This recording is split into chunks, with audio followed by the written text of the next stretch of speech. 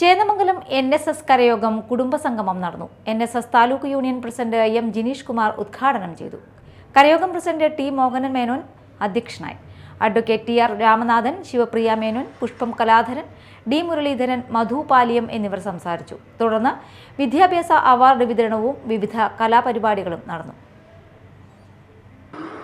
എന്നാൽ അക്കാലത്ത് കിട്ടിയിരുന്ന കയ്യെഴുത്തുകൊണ്ട് തൻ്റെ ഉള്ളിലുള്ള ആ ഇച്ഛാശക്തിയെ അല്ലെങ്കിൽ ആ വായനയോടുള്ള ലഹരിയെ ആവാഹിച്ചുകൊണ്ട് അദ്ദേഹം ഓരോ പടവുകൾ ചവിട്ടിക്കിടക്കുകയാണ് ഉണ്ടായത്.